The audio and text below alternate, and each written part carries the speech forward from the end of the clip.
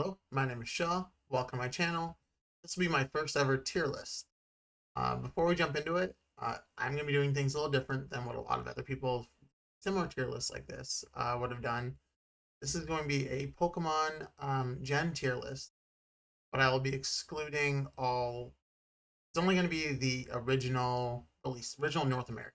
So there'll be no yellow, no other third versions, no remakes, uh, no Arceus, no Let's Go. It's just going to be the flat gen game. How I feel about that is that there's a couple reasons. First, it's just blatantly obvious that yeah, sure, Emerald is better than Ruby and Sapphire. You know, it fixed most of the issues that exist in Ruby and Sapphire. So like, it's just it's just silly. Down the road, I might do a third version tier list. Also, another reason is I've never actually played Emerald. Actually, I've never played both of the third version past Gen 2, and I didn't even beat Crystal. So yeah. However, we did put Black and White 2 on there because they are their own games. They are they're sequels to Black and White, so I feel they are fitted to this selection of games. But here we go. Let's jump into it.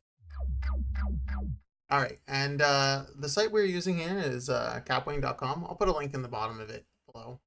If anyone's interested on tier list or anything. I found it from a video, and it's been very helpful. So let's get into this.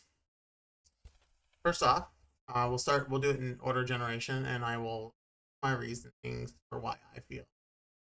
So we'll start off with uh, Gen 2 here, or Gen 1 here, red and blue, and I'm gonna toss it into A tier. It was a great concept, fantastic game. I love them. It's very hard for me. Like I want to put it in S, but I feel like still suffers from a lot of things.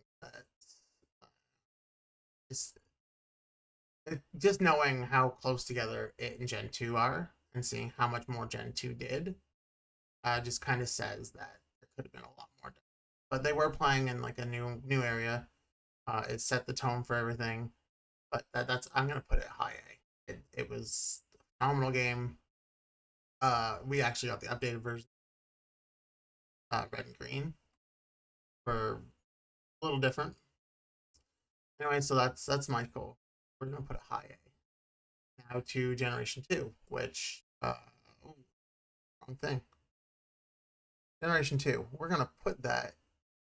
It's gonna go in S tier.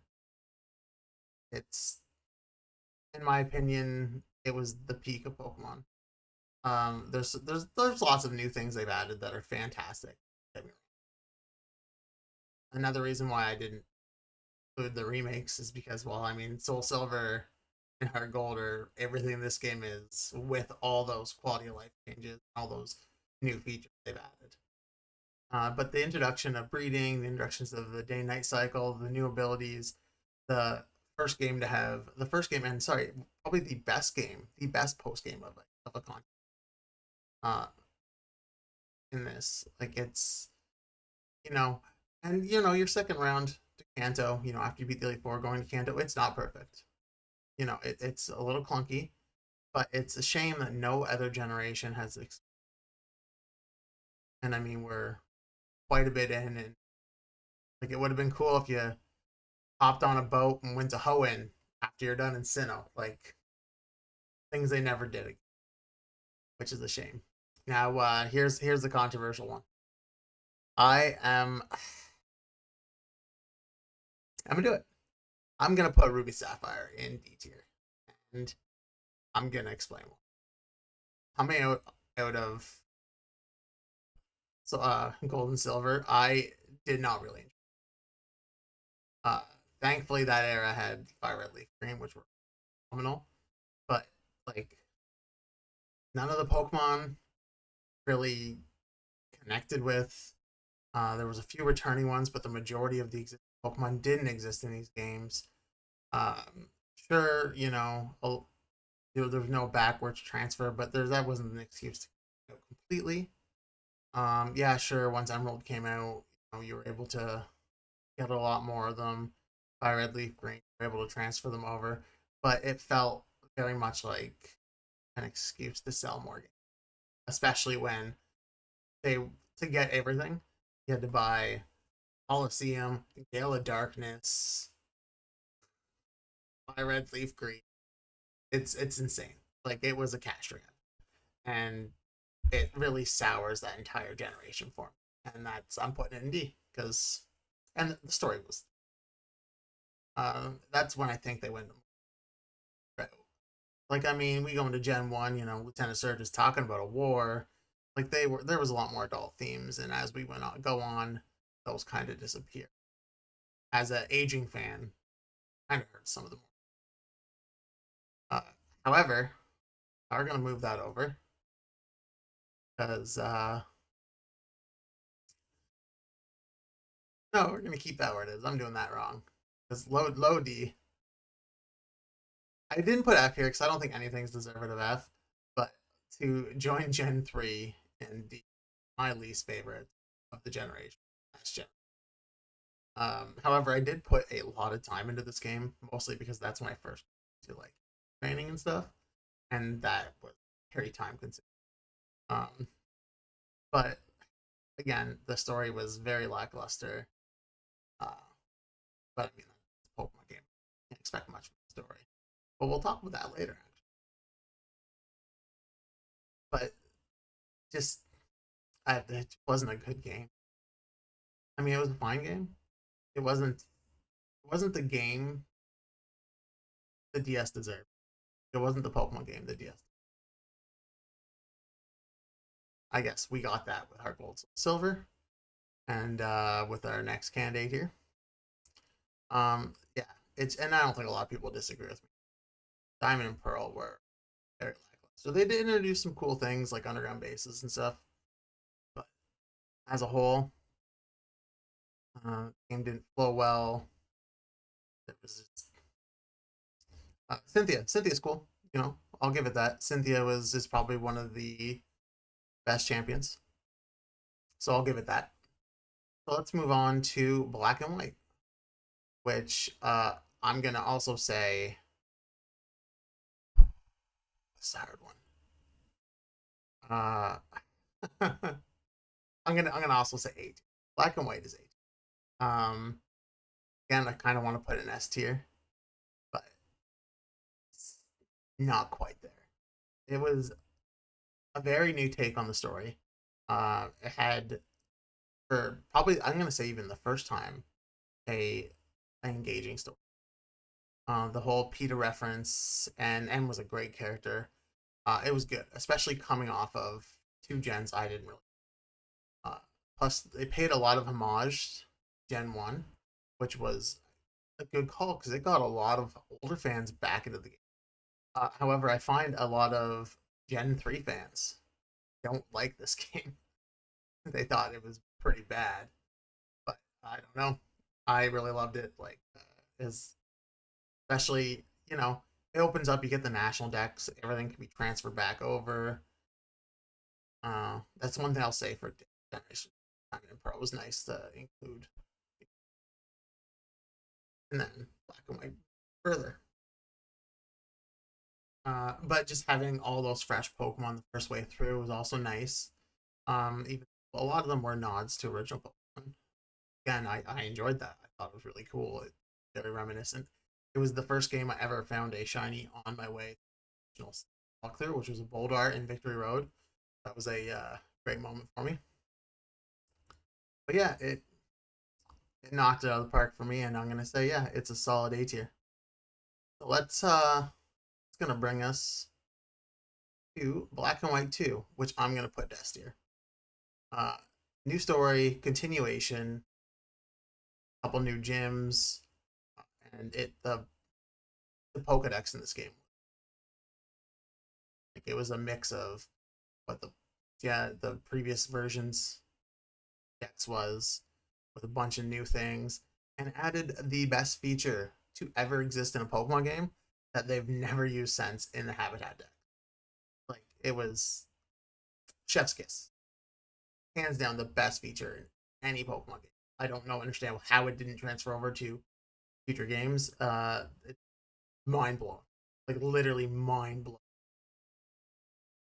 I I don't even I can't like fathom why it's like it kills me. Like when we got to X and Y and it didn't have it, I was like, huh? What? What's not here? What are you doing? Which yeah, well, bring us to X and Y. This is another tough one for me too, because I really love it. However, I see that there's some faults, there's some flaws. Uh, so I'm gonna put it in. I'm gonna put it mid. I'm gonna put it in high B. Uh, it has a lot of really good introductions, but like it also added some things that kind of sully the series. It's the first game to give you a full-on experience share. However, at least it has a toggle method, which eventually in later generations becomes a permanent feature. It's not even toggle off. Horde battles were a great addition. Um, the friend park was kind of neat, a little different. It could have definitely been done better. But then there's a lot of things that felt like very underwhelming, like the battle castle. There's lots of opportunity for that to be very good, but yet it kind of just lackluster. A lot of the newer Pokemon were, kind of whatever. Some of them really good. Pancham, Pangoro, like those. They're Sylveon, great addition. Obviously, we all love you. But yeah, Magas. That was another. It was a neat sort of thing, but it also it told us that Pokemon like Absol, it basically cemented that they're no. Like that's what it felt like. It felt like these are Pokemon that could get an evolution, but we don't want to give them an evolution. So here's a Mega evolution. Like, Absol, Sableye, they fall victim to that Kangaskhan. It's just it's unfortunate. It is what it is, and it also started the trend of those odd evolutions that we get in every game now. That it's basically just a rehash of. I mean, I guess the Emu's a little more different, but so yeah, we're putting that into B. So this is another tough one for me because I don't like these games. It's and it's not mechanically definitely the story. However, I don't think it's fair to put them on indie with with the gutter. Even though I think I would say I would probably play Gen 4 again over these. I wouldn't play Gen 3. I think Gen 3 is not fucking. But maybe I should give Emerald a try. Apparently, maybe I should give Platinum a try. Apparently, that fixes. Although they said Ultra Sun, Ultra Moon fix these, I played Ultra Sun, Ultra Moon.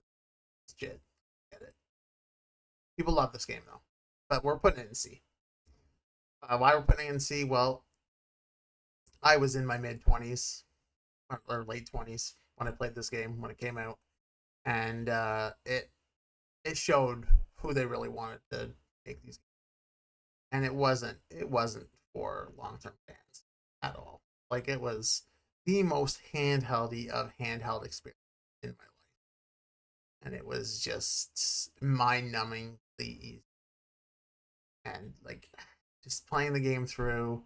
Um, Getting rid of gyms was supposed to be a new fresh take on the series, and adding the alpha Pokemon or whatever they were called, the totem Pokemon. But it fell flat for me, and obviously it didn't do justice in that department. If we got two more generations that go back to the original formula, spiced up a little bit, but they went back to the original, and so yeah, so we're giving that C. But don't worry, because Sword and Shield is going to join it. However, I think Sword and Shield's a little higher up on it than it. Sword and Shield suffers from growing pains for sure. The change from handheld to console, it definitely hurts this game. And again, defenders will defend. Well, the DLC really fixed a lot of the problems it had. Well, that's why we're. This is why we're not doing this. I don't like the fact that it's like after the fact. This saved that generation. However, I did love these games. I played them a lot. I put I think 200 hours into it before the DLC came out. But yeah, they're just whatever.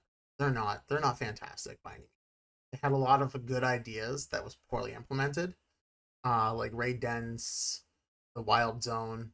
It felt like an unfinished game, very much, and visually it looked like an unfinished.